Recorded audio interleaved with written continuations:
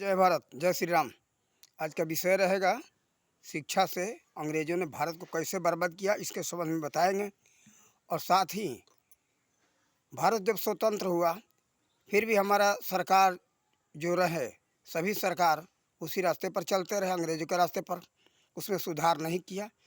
और हम तथ्यों के आधार पर बताएंगे, हम अपने मनमानी कुछ नहीं बताएंगे। अगर हमारी मनमानी होगी तो उसको गलत मानना, उसको आप लोग मत मानना। हम गलत एक ही शब्द अपने जानकारी में नहीं रखेंगे। जो भी होगा तथ्यों के आधार पर, ऐतिहासिक उदाहरण के आधार पर हम रखेंगे। वही कक्षाओं के पुस्तकों के आधार पर, बीएड का पुस्तक भी है और इंटरमीडिएट का शिक्षा शास्त्र भी है कि हमारी वैदिक कालीन शिक्षा नीति कैसी थी और लॉर्ड मैकाले के द्वारा चलाई गई नई शिक्षा नीति कैसी थी, जो 2 फरवरी 1835 को लागू किया गया, उसके संबंध में हम बताएंगे। और हम ये कहेंगे, हम अपने सभी सरकारों से, कोई भी सरकार हो, वर्तमान सरकार हो या पिछला सरकार जो चला गया हो तो कोई बात नहीं, लेकिन वर्तमान सरकार इस पर सुधार कुछ किया है और अभी बहुत ज़रूरत है इसमें सुधार करने का। आज हमने पहले का वीडियो सुना सुधीर चौधरी का, जो डीएनए में उन्होंने बताया है नई शिक्षा नीति 2020 के विषय में।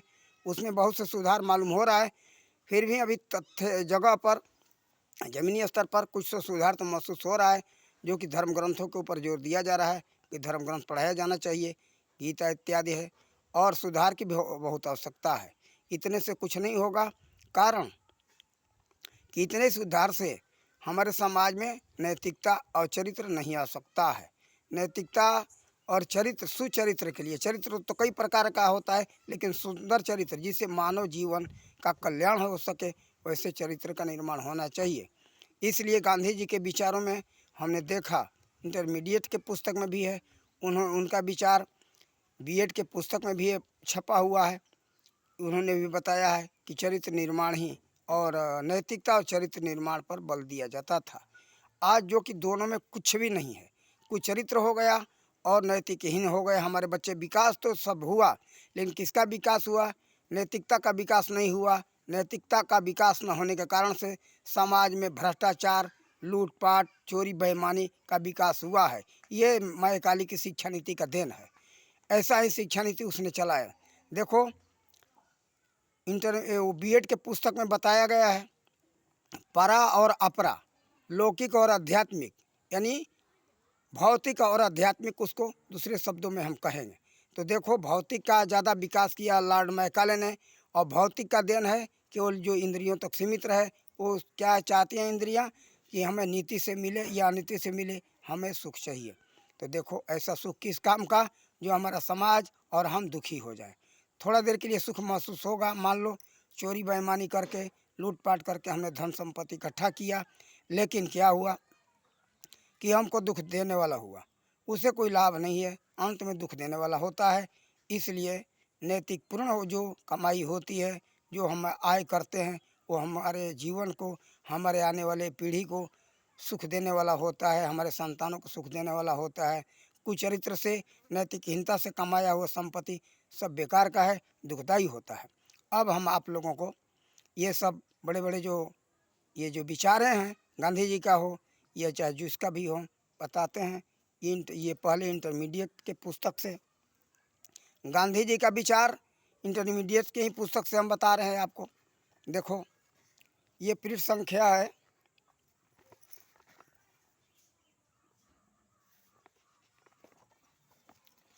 इंटरमीडिएट में है, उत्तर प्रदेश के 335 पृष्ठ संख्या बनता है, लेकिन पृष्ठ संख्या नहीं पड़ा हुआ है, केवल शीर्षक उस पर पड़ा हुआ है, महात्मा गांधी। तो इन्होंने, अब इनका हम पूरा इतने वीडियो में कितना समझा सकते, संक्षेप में हम आप लोग बता दे रहे हैं। इनका कुल विचार है, सब मिला करके चरित्र निर्माण और नैतिकता, आध्यात्मिक शिक्षा होना चाहिए। आध्यात्मिक शिक्षा से ही नैतिकता और चरित्र निर्माण हो सकता है। इसके बारे में इसी इंटरमीडिएट के पुस्तक में ये जो पृष्ठ संख्या 215 पर है, ये हम आप लोग को दिखा रहे हैं। ये जो है 215 से लेकर के आगे ये जो 25 तक लगभग, ये सारी बातें, इनकी विशेषताएं बताई गई हैं। कमी भी थोड़ा दिखाया गया है, लेकिन कमी वो नाम मात्र का है और कमी दिखाया गया है बनावटी। जो वैदिक शिक्षा के विरोधी थे उन लोगों ने ऐसा लिखा कि इसमें कमी है। ठीक है, भौतिकता का तो विकास होगा, लेकिन मौके पर जो सभी तरह की दुखदाइयाँ आएगी वो क्या होगा। भौतिकता का थोड़ा मान लो लूट पाट करके इकट्ठा कर लिया, वो चला गया, सब बर्बाद हो गया, तो क्या होगा, ये तो ज़रा विचार करो। ठीक है, ये भौतिकता का यही है। आज लूट पाट चोरी बेईमान यही तो दिखाई दे रहा है, और कुछ नहीं दिखाई दे रहा है। देखो, इसके विषय में हम और विस्तार में वीडियो बनाएंगे, लेकिन अगर ये हमारा वीडियो आप लोग पसंद किए तो हम और अच्छे ढंग से बनाएंगे। देखो, इंटरमीडिएट के पुस्तक कौन बच्चे नहीं पढ़ रहे, इंटरमीडिएट वाले सब पढ़ रहे हैं, लेकिन उस पर गौर विचार नहीं करते, उस पर गौर नहीं करते कि हमें उसको अपनाना चाहिए। शिक्षकों को पता है, वैदिक कालीन शिक्षा नीति के बारे में छपा गया, शिक्षा विभाग ने छापा, शिक्षा मंत्री के आदेश से छापा। क्या शिक्षा मंत्री को नहीं मालूम था? शुरुआत में ही जब ये भारत आज़ाद हुआ उस समय से ही ये बिगाड़ा गया। अंग्रेज़ों के रास्ते पर यह सरकार चला, भारत को बर्बाद जानबूझ करके किया कि अनजान में हुआ, ये हम नहीं कह सकते, लेकिन इसे बर्बादी है। इस शिक्षा में, नई शिक्षा नीति में क्या है कि केवल मौके पर किसी भी विषय का पढ़ कर के ज्ञान कर लो, लिख कर के परीक्षा दे दो। बताओ, थ्योरी और प्रैक्टिकल दो होता है ना? क्या थ्योरी से किसी को ज्ञान हो सकता है? अगर थ्योरी से ही ज्ञान होता तो बड़े बड़े प्रयोगशालाओं का क्या ज़रूरत होता? प्रयोगशालाओं पर पैसा क्यों खर्चा करते हो? क्यों समय बर्बाद करते हो? क्यों मशीनरी में पैसा बर्बाद कर रहे हो? थ्योरी पढ़ करके सब ज्ञान हो जाता तो फिर प्रयोगशाला का आवश्यकता नहीं होता। प्राचीन काल में, वैदिक कालीन में ऐसा ही व्यवस्था था। क्या व्यवस्था था कि थ्योरी और प्रैक्टिकल, यानी प्रयोग करके उसको सीख लो, अनुभव कर लो। परीक्षाएं भी होते थे तो करके परीक्षा दो, लिख कर के नहीं। लिखने से पूरा नहीं होगा, उसको करके दिखाओ, तभी तुम पूर्ण ज्ञानी बन सकोगे, अपने जीवन में कुछ कर सकोगे। नहीं तो केवल लिख कर के दे देने से नहीं। आज के बच्चे तो लिख कर के दे देते, और जो करके दिखाना हो जाता तो उसमें पास नहीं होते, फेल हो जाते। तो बताओ, क्या यही चाहते हो? आज को देखो, कितने नौकरियों में हमने सुना कि लोग गए और वहाँ काम करने का उनको कुछ और तरीका नहीं मालूम। कारण कि पैसा दे करके, घूस दे करके या लिख करके किसी तरह से पास हो गए, और मौके पर गए तो करने का कुछ ज्ञान नहीं। इसीलिए देखो, ऐसी शिक्षा नीति नहीं चाहिए। वो शिक्षा नीति चाहिए जो करके सीखो। जो प्राचीन काल में ऐसा ही व्यवस्था था कि बच्चों को करके, राजा का और बच्चा हो या रंक का बच्चा हो, सभी को करके सीखना पड़ता था। सभी तरह के कलाओं का ज्ञान दिया जाता था बारी बारी से। तो देखो, इसके विषय में विस्तार में वीडियो पड़ा हुआ है यूट्यूब चैनल पर, राजीव दीक्षित जी का भाषण शिक्षा के संबंध में।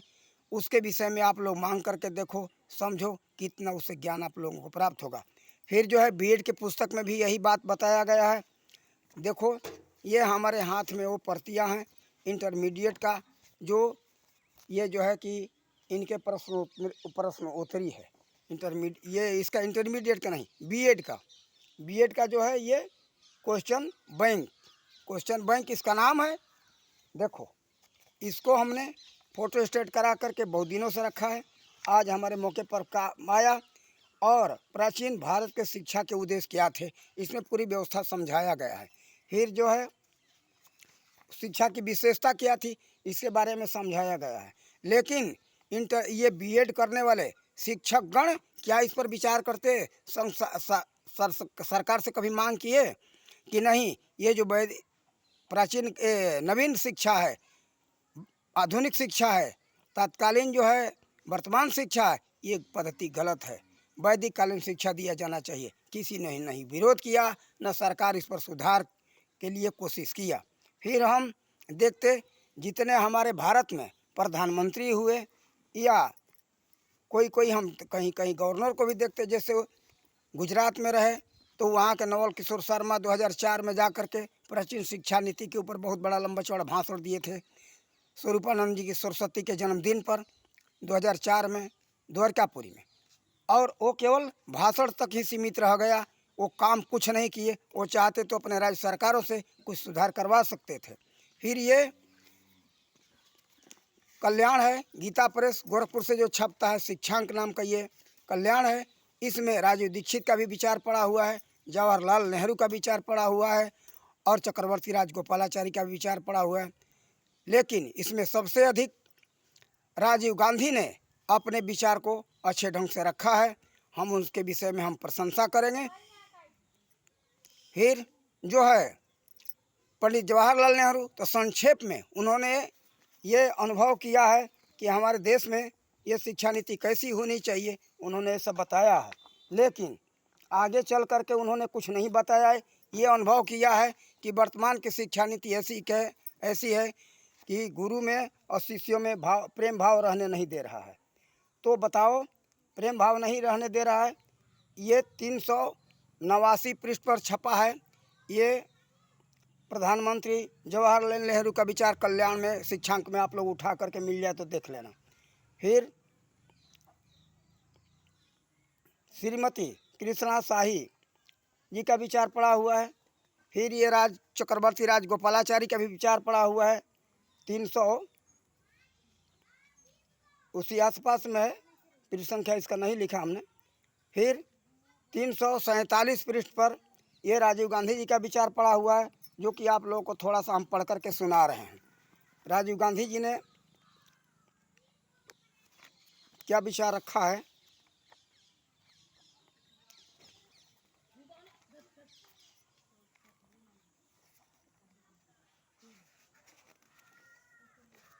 ये कहते हैं राजीव गांधी जी कि हमारी शिक्षा प्रणाली एक समस्या हमें अंग्रेजी शासन की देन है। ठीक है, अंग्रेजी शासन की देन है। अंग्रेज़ों के समय में जो जोर था लोगों को कलर बनाने पर, उसमें सोचने की शक्ति न हो, बिना सोचे समझे जो कागजी काम कर रहे हैं, दुर्भाग्य से हमने भी इसी प्रणाली को चलने दिया। ठीक है, तो क्यों चलने दिया? आप तो प्रधानमंत्री थे, आपके माताजी प्रधानमंत्री थी, आपने सुधार क्यों नहीं करवाया? आपको सुधार करवाना था। मोरारजी देसाई भी अपना ये विचार रखे हैं, लेकिन ये है, हम क्या बताएं उनको, बेचारे उनका तो सरकार ये कांग्रेस ने चलने ही नहीं दिया, उनके सरकार को गिरा दिया।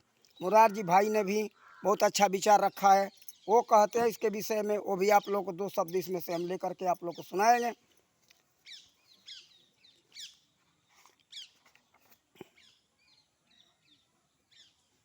तीन सौ छियानवे पृष्ठ संख्या 396 पर मोरारजी भाई का विचार है, वो आप लोगों को हम थोड़ा सुना दे रहे हैं। उन्होंने क्या कहा है, प्रश्न उत्तर में ये बात आया है कि एक व्यक्ति ने प्रश्न किया है, उनके साथ में मांगीलाल जी मिश्रा उसके लेखक हैं, तो उन्होंने बताया है कि वास्तविक भारतीय शिक्षा का लक्ष्य अभी देश को प्राप्त नहीं हो सका और हो पाया है, क्योंकि जिनके हाथ में आज तक कारोबार रहा वो लोग अधिकतर अंग्रेजी शिक्षा पद्धति से प्रभावित रहे, जिससे भारतीय संस्कृति के लिए गौरव का अनुभव न हो पाए। यहाँ मैकाले द्वारा प्रवर्तित शिक्षा पद्धति चल रही है, इसे बदलना होगा, ये मोरारजी भाई ने कहा था। लेकिन दुर्भाग्य की बात है, उनका सरकार केवल 2.5 वर्षों में ही गिरा दिया गया था। गिर जाने के कारण कुछ नहीं कर पाए। फिर बहुत दिनों के बाद ये जो भाजपा सरकार आया, ये इनका अटल बिहारी जी का, वो इसमें कुछ नहीं कर पाए, इसके बारे में हमको पता नहीं चला। अभी थोड़ा सा नई शिक्षा नीति जो है 2020 में लागू हुआ है, इसमें वर्तमान सरकार मोदी सरकार ने कुछ परिवर्तन किया है, लेकिन बहुत कुछ अभी परिवर्तन करने की ज़रूरत है। लेकिन ये कांग्रेस के समय में कोई इस पर ध्यान नहीं दिया गया, बिल्कुल आँख बंद करके। तो क्या है, क्या आप लोग अंग्रेज़ों की शिक्षा नीति चाहते थे कि अंग्रेज़ों को पत्ती पर चलते रहे? अंग्रेज लॉर्ड मैकाले ने कहा था कि भारत को हमें ऐसा करना है कि इन लोगों को केवल कलर तक ही बुद्धि रखना है, यानी कागज़ लिखा पढ़ी ऑफिस में बैठ करके, जो बड़ा बाबू कहते हैं ना, वो कागज़ लिखा पढ़ी करे, बस इतने तक इनको सीमित रखना है, आगे कुछ किसी प्रकार की बुद्धि न हो। दूसरी बात, इनको हर तरह से कला कौशलहीन बनाना है, जो कि कुछ ये कर न सकें। ये बेरोजगार हो जाएंगे, आलसी हो जाएंगे, काम नहीं करेंगे तो मेहनत नहीं करेंगे तो क्या होगा, इनके शरीर के अंदर कार्य करने का क्षमता नहीं होगा और कार्य करने के ज्ञान नहीं होगा। इससे ये ज्ञानहीन भी हो जाएंगे, आलसी हो जाएंगे, तो ये स्वतः बेरोजगार हो जाएंगे। वही बात भारत में ही नहीं पूरे विश्व में दिखाई दे रहा है।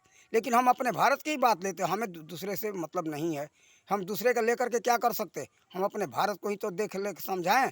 हमारे भारत के लोग ही हमारी बात मानने को सुनने को राजी नहीं है, कारण कि अंग्रेजियत में ये लोग ढले हुए हैं। इसका कारण क्या हुआ कि लॉर्ड मैकाले बहुत चालाकी से यहाँ के शिक्षा नीति को बदल करके इन लोगों को धीरे धीरे करके और आदत उसी में डाल दिया, उसी में पड़ गए। जैसे एक उदाहरण आप लोग को दे रहा हूँ, आपका बच्चा हो, उसको शराब की लत नहीं है, लेकिन धीरे धीरे करके मार डांट डपट करके उसको शराब पिलाने लगोगे तो नशा का आदी बन जाएगा। वो जो है भयंकर शराबी बन जाएगा, बहुत बड़ा शराबी बनेगा, आदत पड़ जाएगी। शराब जब छुड़ाना चाहोगे वो शराब छोड़ेगा नहीं। देखो, कोई चीज़ पहले से कोई पकड़ता नहीं, अगर उसको पकड़ा दिया जाता है तो उसको छोड़ता नहीं। यही हाल भारतवासियों को हो गया। भारतीय संस्कृति सभ्यता, यहाँ की शिक्षा नीति बहुत ऊंची कोटि की रही है, कोई नीति गलत नहीं रही है। इतिहास उठा कर देख लो, शिक्षा शास्त्र भी बता रहा है, विद्वानों का मत बता रहा है। बीएड के पुस्तकों में ये शिक्षकों को पढ़ाया जाता है, जिसके बीएड की जिस पुस्तक को पढ़ करके बीएड की डिग्री प्राप्त करते हैं, लेकिन वो भी नहीं अनुभव करते हैं। भारतीय सभ्यता संस्कृति के विषय में कुछ भी नहीं सोच रहे हैं, यहाँ के शिक्षा नीति के विषय में नहीं सोच रहे हैं। यहाँ के प्रधानमंत्री चाहे बड़े बड़े जो पद पर थे वो लोग इसका बहिष्कार किए, लेकिन जबानी कहने से अपनी विद्वता दिखाने के लिए कर रहे हो। अरे मौके पर करो तो हम समझे तुम्हारी विद्वता काम की है। ये तो क्या हुआ, आंखों पर पर्दा टाल करके ये जो है सबको लूटना हुआ, लुटाना हुआ, हम यही मानेंगे। ये क्या किया आप लोगों ने? यही काम किया कि अपनी विद्वता दिखाते रहे कि हम बड़े विद्वान हैं। भारतीय सभ्यता संस्कृति के विषय में, यहाँ के वैदिक शिक्षा नीति के विषय में बहुत अच्छे ढंग से हम जानते हैं। आप लोगों ने यही काम किया है, लेकिन मौके पर आप लोगों ने किसी ने काम नहीं किया। अगर आप लोग प्रधानमंत्री रहे तो कुछ किए होते तो ठीक था। अभी अभी जो हमारे पीछे सरकार था मनमोहन सिंह का, उसने भी इसके नाम विषय में कुछ नाम नहीं लिया। ठीक, राजीव गांधी कह करके चले गए, ठीक है, आप तो प्रधानमंत्री थे, आपको कुछ करना था, लेकिन मनमोहन सिंह भी कुछ नहीं किए, इसके विषय में सोचे ही नहीं। जा करके लंदन में ऑक्सफोर्ड विश्वविद्यालय में उन्होंने बहुत बड़ा लंबा चौड़ा अंग्रेजों का प्रशंसा किया है, और राजीव दीक्षित के विचारों में हमने भाषण में सुना है उस बात को। हमारे मन से हम कुछ जानते नहीं, हमने जो सुना हम बता रहे हैं, उन्हीं सुने के तथ्यों पर, इतिहासों के तथ्यों पर हम बता रहे हैं। लेकिन देखो, ठीक है, वो कोई कह दे कि मैं ये काल्पनिक की बात है, किसी ने बना करके डाल दिया, लेकिन हम जमीनी स्तर पर कहीं मौके पर हम नहीं दिखाई दे रहे हैं कि आप लोगों ने कहीं सुधार किया हो। ठीक है, राजीव दीक्षित जी वो राजीव गांधी जी कह रहे थे, मनमोहन सिंह जी आप तो थे मौके पर, आपको इसके विषय में सोचना था, आपको विचार करके ये सुधार करना था। आप बुजुर्ग आदमी हैं, आप समझदार हैं, उम्रदार हैं, और आप भारतवासी हैं, आपको इसके विषय में सोच समझ करके कुछ करना था, लेकिन आपने भी कुछ नहीं किया। अब तो हम ये अभी बच्चे हैं आपके सामने, राहुल जी, पता नहीं अब ये भाग्यवश कभी प्रधानमंत्री बने तो ये क्या करेंगे। अभी तो मोदी जी चल रहे हैं, भगवान करे कि ये मोदी जी इसके विषय में सुधार करें, आगे पैर रख दिए हैं तो इसके अच्छे ढंग से सुधार करें। हम भारत सरकार से यही निवेदन करेंगे कि भारत को अगर सोने का चिड़िया बनाना चाहते हो, जगत गुरु बनाना चाहते हो, तो प्राचीन वैदिक कालीन दो है, लेकिन उत्तर वैदिक कालीन नहीं, वैदिक कालीन जो था उस नीति को लागू करो, जिसमें कि स्त्री पुरुष ब्राह्मण क्षत्रिय वैश्य शूद्र सबको एक समान अधिकार था शिक्षा में, स्त्री का भी अधिकार था उसी तरह से, लेकिन अलग अलग विद्यालय हुआ करते थे, अलग अलग शिक्षा हुआ करते थे। एक साथ पढ़ने की व्यवस्था स्त्री का पुरुष का एक साथ नहीं था। एक साथ पढ़ना भी बहुत बड़ा हानिकारक है। अलग अलग विद्यालय होना चाहिए और अलग अलग शिक्षक होना चाहिए। स्त्री के लिए स्त्री शिक्षक होना चाहिए और पुरुष के लिए पुरुष शिक्षक होना चाहिए। ये जो प्राचीन काल में ऐसी व्यवस्था रही, उसी व्यवस्था को पुनः लागू किया जाना चाहिए, तभी भारत जगत गुरु होगा। और हम ये भी देखते हैं कि उसी शिक्षा का देन था कि भारत में एक यहाँ जो है पुस्तक में आया है, ये यहाँ बीएड का पुस्तक है, उसी में ये बताया गया, पूरी संख्या याद नहीं, भूल गया हूँ, थोड़ा ढूंढना पड़ेगा।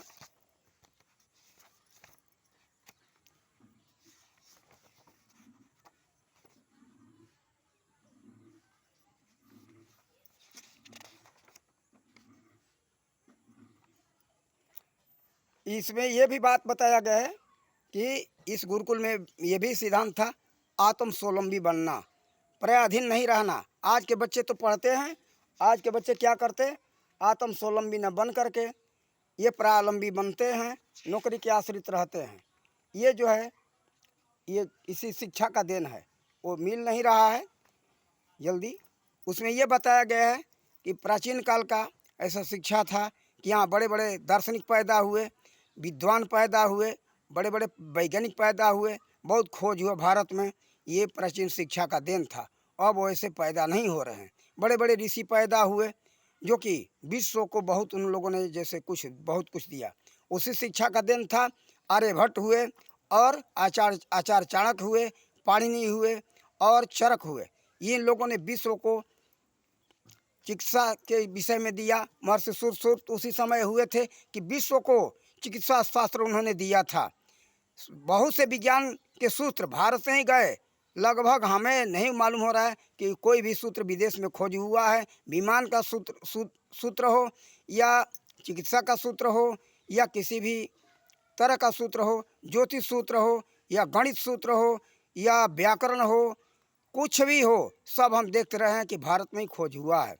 महर्षि चरक ने दिया, उसके पहले महर्षि सुश्रुत ने दिया था जगत को चिकित्सा के विषय में ज्ञान, और राजनीति के विषय में आचार्य चाणक्य ने दिया था। अर्थशास्त्र जो है महर्षि ये जो है चाणक्य का देन है। हम उनको ही महर्षि ही मानते, लोग आचार्य कहते हैं, लेकिन एक महर्षि थे। और महर्षि पाणिनि ने व्याकरण दिया पूरे जगत को। तो देखो उसी शिक्षा का देन था कि बड़े बड़े विद्वान और वैज्ञानिक पैदा हुए हैं। आज क्यों नहीं कोई पैदा हो रहा है भारत के अंदर? ये जो है लॉर्ड मैकाले के द्वारा चलाई गई नई शिक्षा नीति का देन है। देखो भाषा के गांधी जी का बहुत विचार अच्छा था, लेकिन एक बात अब मुझे याद आई, गांधी जी के सिद्धांत को लागू नहीं किया पिछला सरकार ने। केवल इतना सिद्धांत लागू किया कि गांधी जी तो बस चाहते थे कि भाई सत्य अहिंसा के मार्ग पर चलो और हमारे गाल में थप्पड़ मारे तो दूसरे में भी मार लो। इसका बहुत जोर शोर से पिछला सरकार प्रचार किया है, लेकिन उनकी शिक्षा के लिए क्या ध्येय था? ये पृष्ठ संख्या जो है 335 पर पड़ा हुआ है शिक्षा शास्त्र में, उसको आप लोग उठा करके देखना। हम बनावटी बात अपने तरफ से कुछ नहीं कहेंगे, हमारे अंदर इतना साहस नहीं हम कुछ कह दें। देखो आप लोग उसको अपनाओ। और गांधी जी का सिद्धांत बहुत अच्छा था। गांधी जी जो चाहे थे उस तरह से अगर शिक्षा चल गया होता, वैदिक शिक्षा के तरफ ही उनका संकेत है। वैदिक शिक्षा अगर चल गया होता भारत में, तो भारत आज ऐसा नहीं होता। भारत तो विश्व में कब नहीं आगे हो गया होता, आज आगे नहीं होना होता। लेकिन ये सरकारें केवल अंग्रेजों के पक्ष में काम किया। हम यही कहेंगे, केवल अंग्रेजों के पक्ष में, भारत के पक्ष में कुछ काम नहीं किया है। देखो चाहे शिक्षा से चाहे बन सकते हो या बिगड़ सकते हो, लॉर्ड मैकाले शिक्षा दे करके ही भारत को बर्बाद किया था। देखो भारत को बर्बाद करने के लिए उसने शिक्षा नीति लागू किया था। उस शिक्षा नीति को भारत आज़ाद होते ही उस शिक्षा नीति को जड़ से उखाड़ फेंकना था, लेकिन यहाँ के सरकार, यहाँ के शिक्षा मंत्री, यहाँ के प्रधानमंत्री, सभी संसद मिल करके उसी शिक्षा नीति को बढ़ावा दिए। हम सभी को कहेंगे किसी एक के बढ़ावा देने से नहीं हो सकता है। हो सकता है ठीक है, लेकिन किसी एक के दबाव में क्यों आते हो सकता है ठीक है किसी ने दबाव दिया तो उसका बहिष्कार करो। जैसे हम ये देख रहे हैं, एक समय का वीडियो हमको आज मिला कि सरदार पटेल को नेहरू जी ने, उनके गृह मंत्री थे, उसमें हस्तक्षेप किया था। तो हस्तक्षेप करने पर विरोध करते, भाई उनका हक है, उनके अंतर्गत आता है, उनके मंत्रिमंडल में, तो अपने मंत्रिमंडल से काम करें, अपने विभाग से काम करें। दूसरे को उसमें हस्तक्षेप देने का अधिकार क्यों? उसको संसद में रखो कि भाई हमारे विभाग में ये हस्तक्षेप कर रहे हैं प्रधानमंत्री, उस पर सभी लोग अपना विचार रखते, उनको कहते कि नहीं आप इसमें हस्तक्षेप नहीं कर सकते, जो उचित लगेगा पटेल करेंगे, आपका जो कार्य है आप अपना कार्य करो। आखिर एक प्रधानमंत्री के हाथ में या किसी एक मंत्री के हाथ में सारा कार्य हो तो सभी मंत्री अलग अलग क्यों नियुक्त किए जाते? आखिर क्यों चुनाव होता है? चुन करके ये जाते हैं, उनको वहाँ नियुक्ति की जाती है। नियुक्ति करने का फिर क्या जरूरत था? तो एक ही व्यक्ति पूरा कार्य संभाल लेना। इतना सब लंबा चौड़ा खर्चा करने का क्या जरूरत, इतना बड़ा लंबा चौड़ा संसद भवन बनाने का क्या जरूरत। तो देखो ऐसा नहीं करना चाहिए, जिसका जो कार्य है करे, और नहीं तो सबकी सहमति से कार्य हो। अच्छा, तो हो सकता है कि शिक्षा के भी अंतर्गत नेहरू जी ने हस्तक्षेप किया हो, अपने हिसाब से लागू किया हो, ठीक है। लेकिन बाद में तो इंदिरा गांधी हुई, राजीव गांधी हुई, इसमें संशोधन करना था, लेकिन किसी ने भी नहीं आवाज़ उठाया, एक सुर में आवाज़ मिला करके चलते रहे। आज यही देख रहा हूँ कि अध्यक्ष पद के लिए एक सुर में आवाज़ मिलाते कि उसी घराने का एक अध्यक्ष होगा। तो भाई ये देखो, एक बात ये कहेंगे, आप लोगों को बहुत बुरा लगेगा, क्या घर चलाने वाली पार्टी है क्या? अरे राष्ट्र चलाने के लिए पार्टी हो, राष्ट्र सेवी पार्टी हो, तो भाई उसमें एक घर का बात नहीं होना चाहिए। राष्ट्र के अंदर जो भी योग्य हो उसको अध्यक्ष पद मिलना चाहिए, तभी जो अच्छी ढंग से वो देश का सेवा हो सकता है। अगर जेब सेवा करना है, अपना घर का सेवा करना है, तो अपने घर का ही मालिक रख लो, कोई बात नहीं है, उसमें हम क्या कह सकते। ठीक है, देश को जो जैसा लग रहा है सभी लोग मिल करके समर्थन करते हैं, करे, अच्छा है, सबके मन की बात है, अच्छा है भाई, कोई बात नहीं, लेकिन ये उचित नहीं है। हम यही कहेंगे, वैसे सबका विचार जो अच्छा है वही करें। हम तो ये सुझाव ही दे सकते कि ऐसा उचित नहीं है। सबको बारी बारी से जो उचित व्यक्ति दिखाई दे वैसे होना चाहिए। हम अधिकांश पार्टियों में देखते हैं, केवल एक पार्टी ऐसी है राष्ट्र के अंदर कि भारत में किसी को भी उसमें जगह मिलता है अध्यक्ष बनने के लिए, एक घर का नहीं होता है, एक घर का कभी नहीं रहा और न रहने का हमें उम्मीद भी नहीं है। लेकिन और सभी पार्टी, एक पार्टी को छोड़ करके, हम नाम नहीं लेते, एक पार्टी को छोड़ करके देखते हो कि उसमें सभी जो है घर के ही जो अध्यक्ष होगा, दूसरा कोई अध्यक्ष नहीं हो सकता है, दूसरा का कोई समर्थन ही नहीं करता। ऐसे ये लोग तिकड़म बैठाते कि उसी घर के लोगों को अध्यक्ष लोग चुनते हैं। देखो ये ठीक नहीं है, और मनमानी करना ठीक नहीं है, राष्ट्र के लिए धोखा है, राष्ट्र के लिए खतरा है, और राष्ट्र के लिए खतरा करोगे तो आपका भी जीवन खतरे में पड़ेगा, कारण कि आप राष्ट्र के अंदर हो, और राष्ट्र की जो स्थिति रहेगी आपके बच्चों का भी यही स्थिति होगा। आप अपने भविष्य के लिए सोचो। आपका देखो, आप अगर राजा हो तो ये हम सब प्रजा आपके संतान है, आपका कर्तव्य बनता है कि अपने संतान के तरह रक्षा करना चाहिए। लेकिन ये भाव नहीं रखोगे तो भाई ये गलत है, हमारे देश में ये बहुत खतरा पैदा हो रहा है, ऐसा आप लोग मत करो। हम बार बार यही कहेंगे सभी पार्टियों से कि राष्ट्र के विषय में सोचो, ठीक है अपना भी सोचो, लेकिन राष्ट्र के विषय में भी तो ज़रा सोचो, राष्ट्र कहाँ जा रहा है। ऐसी शिक्षा नीति मत चलने दो जिससे कि राष्ट्र का हानि हो। हम ये छोटे से वीडियो में हम कितना बता सकते, लेकिन देखो शिक्षा नीति वो होना चाहिए जो कि आत्म स्वावलंबी बनावे, सभी तरह का प्रयोगात्मक शिक्षा मिल सके, तभी बच्चे हमारे आत्म स्वावलंबी बनेंगे। केवल लिख लेने से, अब पढ़ लेने से कोई आत्म स्वावलंबी नहीं बन सकता। जब कार्य करने का ज्ञान ही नहीं रहेगा तो आत्म स्वावलंबी बनेगा कैसे। न चिकित्सा का ज्ञान है, न लकड़ी का ज्ञान है, न लोहे के काम करने का ज्ञान है, न सोने का काम करने का ज्ञान है, न चिकित्सा का ज्ञान है, न कृषि का ज्ञान है, न पशु चिकित्सा का ज्ञान है, किसी भी तरह का चिकित्सा का ज्ञान नहीं है, किसी भी कार्य का ज्ञान नहीं रहता हमारे बच्चों में। और विद्यालय से पढ़ कर के निकलने के बाद एक दो विषय का जा कर के अपने प्रयोगात्मक शिक्षण ले लो और ले कर के निकल जाओ। एक विषय का ज्ञान कर लेने से क्या जीवन चलेगा? ठीक है, मान लो कोई डॉक्टर बन गया या कोई वकील बन गया तो केवल वकालत करके पैसा कमा लेगा, डॉक्टरी करके पैसा कमा लेगा, इंजीनियर बन गया, इंजीनियर बन के पैसा कमा लेगा, लेकिन सारा काम के लिए उसको किसी दूसरे पर आश्रित रहना है, तो उसका कमाया हुआ कहाँ जाएगा? सभी बट जाएगा, तितर बितर हो जाएगा। यही काम किया अंग्रेज ने, ये भारत को बर्बाद करने के लिए। बहुत सूक्ष्म बात है, इस बात को हमने ध्यान दिया, समझ में आया और सब कुछ को अपने हाथ में कब्जा में रखा। डॉक्टर हो तुम एक रहो, कोई डॉक्टरी पढ़ेगा नहीं, हम तुमको पढ़ाएंगे और तुम डॉक्टर बनो और कमाओ, उसमें हमको टैक्स दो। वकील हो हमको टैक्स दो, कोई भी विभाग हो सभी लोगों से टैक्स लेना, हम तुमको तनख्वाह देंगे, उसमें भी हमको टैक्स दो। सेना है, सेना को सैनिकों का शिक्षा प्रशिक्षण सबको क्यों नहीं दिया गया? पहले गुरुकुल में था, सैन्य शिक्षा यानी सैनिक प्रशिक्षण सभी को अनिवार्य था। कारण है कि कब देश पर संकट आ जाए, लड़ना पड़े तो तुम प्रशिक्षित होने जाओगे। प्रशिक्षित होने का समय नहीं रहेगा, प्रशिक्षण लेने का समय नहीं रहेगा, इसलिए तुम प्रशिक्षित रहो, जब जरूरत पड़े तुम भर्ती हो जाओ और देश का रक्षा करो, तुम हथियार उठाओ, देश का रक्षा करो। उस समय ये था। अंग्रेज ये चाल इसलिए चला ताकि किसी को लड़ने का ज्ञान नहीं रहेगा तो हमारे खिलाफ कोई हथियार नहीं उठा सकता।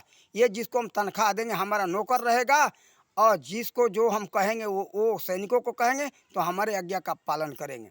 देखो ये बहुत नीति थी, अंग्रेजों का चाल था। इसका लेख हमको कहीं नहीं मिला है। इस पर हम संशोधन करके खुद हमने सोच विचार करके इस विषय को समझा तो समझ में आया। सब कुछ को, भारत का सब कुछ अपने कब्जे में रखा, केवल कमाई करने के लिए, अपना वर्चस्व जमाए रखने के लिए। देखो अंग्रेजों का बहुत बड़ा चाल था। उस रास्ते पर हम सब भारतवासियों को नहीं चलना चाहिए। हम सब भारतवासियों को, जो हमारे पूर्वज रास्ता बना करके चले गए हैं, वो रास्ता हम सब के भारतवासियों के कल्याणकारी है। उस रास्ते पर हम सबको चलना चाहिए। देखो कहा जाता है महाजनों गथा सपंथा, जो महापुरुष जिस रास्ते पर चले हों उस पर हम सबको चलना चाहिए। ये विदेशी हमारा महापुरुष नहीं है, ये विदेशी आक्रमणकारी हैं। सब आकर के हमारे भारत को बर्बाद किए, लूटे और लूटते रहे।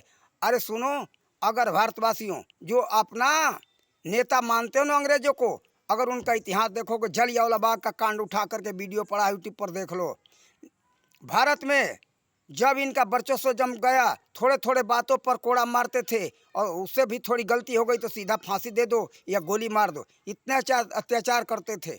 देखो ये साधारण भोले भाले अच्छे लोग नहीं थे। अगर अच्छे लोग होते तो जलियांवाला बाग का कांड देख करके दिल कांप उठता है, दिल खून खौल जाता है। इतने अत्याचारी थे।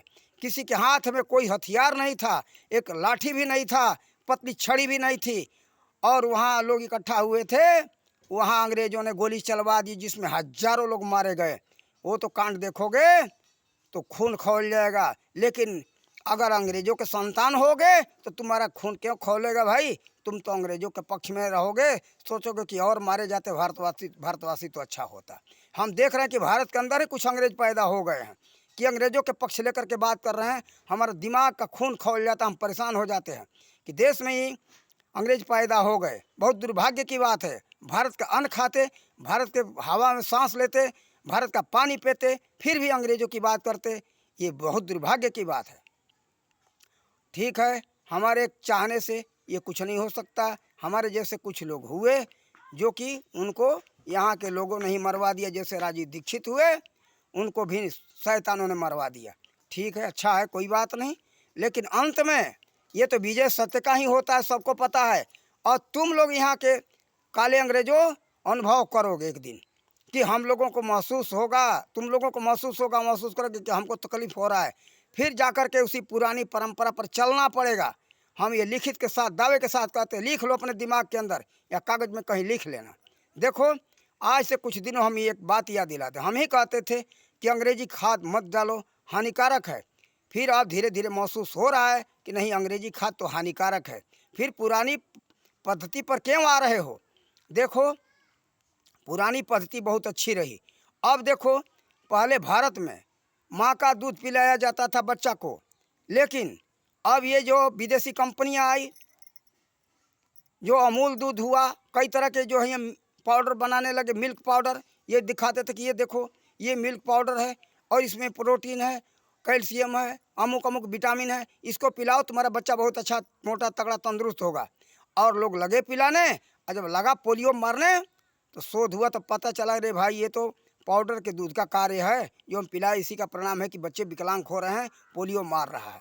फिर बाद में जाकर संशोधन हुआ तब पता चला कि माँ का जो गाढ़ा और पीला दूध है उसको पिलाओ कम से कम 6 महीना तक। क्यों भाई? तुम्हारे विज्ञान अंग्रेजी तुम्हारे हितैषी थे, तो अंग्रेजों के कंपनियों, विदेशी कंपनियों के बहकावे में आकर के पिलाते थे, वो करो ना। अब फिर क्यों गाढ़ा पीला दूध पिला रहे हो?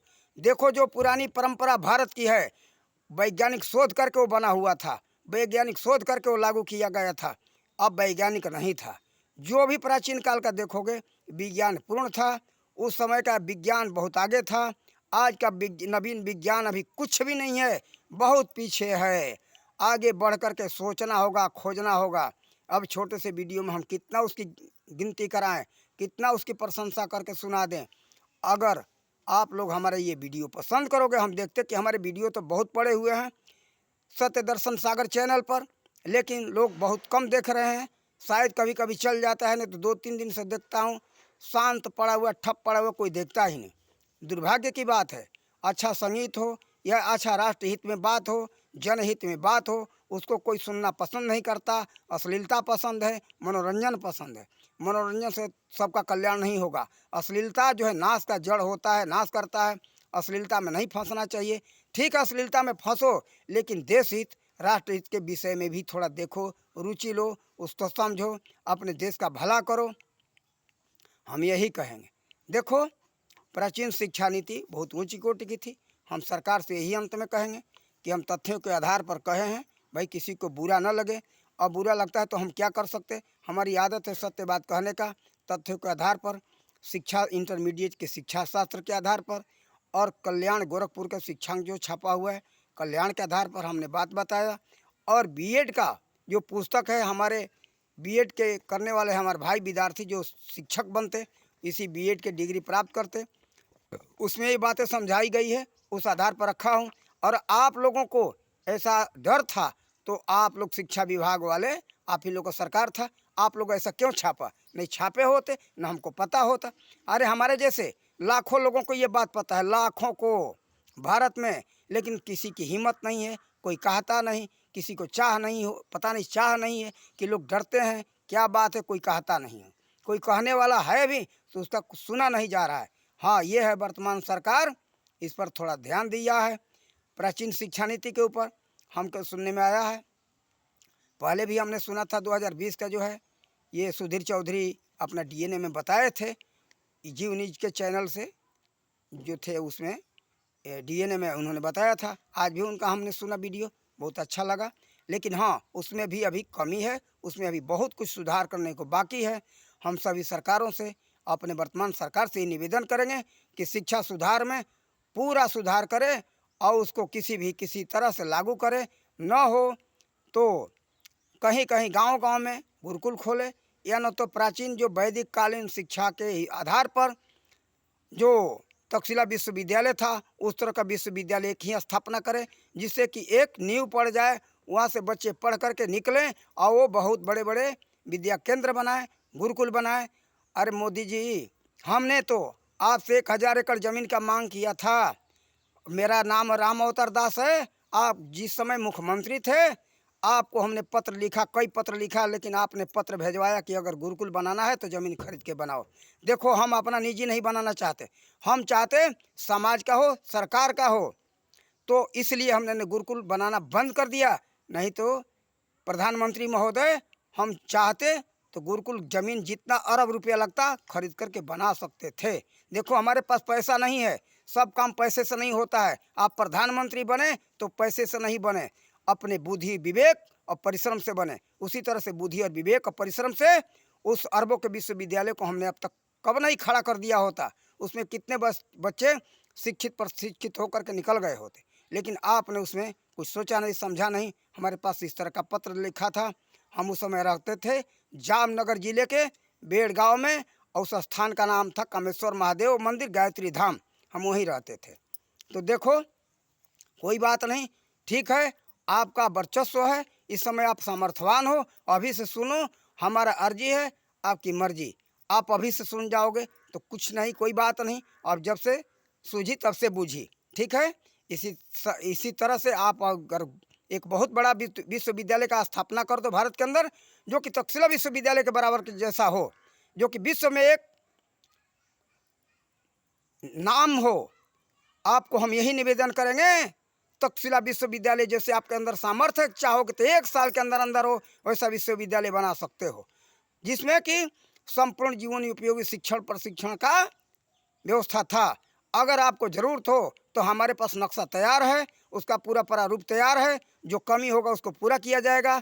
आप मेरे पास सूचना दो, हम आपको उसका नक्शा देंगे, कुछ प्रारूप देंगे, आपको बताएंगे। अगर हमारा वीडियो आपको अच्छा लगे तो हमारे पास ज़रूर फ़ोन करना, हमारा नंबर आपको मिल ही जाएगा, और आप संपर्क करो। हम आ कर के जहाँ तो हो सकेगा हम उसमें अपना सहयोग कर सकते हैं। अब तो हमारा समय ख़त्म हुआ, हम नहीं कर पाएंगे, लेकिन आपको अच्छा लगे तो आप किसी भी तरह से संपर्क करना। और आप तो, आपके योग्य मैं नहीं हूँ, मैं तो छोटा व्यक्ति हूँ, आपका गुरु नहीं हो सकता हूँ, लेकिन हाँ, आप सब के पूर्वजों के गुरुओं के द्वारा मुझे थोड़ा सा कुछ प्राप्त हुआ है। हमारे अंदर लगन है, कुछ शिक्षा को हम आगे बढ़ाएं, और इसी के लिए हमारा जीवन इतना बर्बाद हुआ। हम तो बहुत कुछ किए होते, लेकिन हम नहीं कर पाए। न सरकार का सहयोग मिला, न समाज का सहयोग मिला। समाज में भी उसका रुचि नहीं है। तो हम इन्हीं शब्दों के साथ अपने हम वाणी का विराम देते। जय हिंद, जय भारत।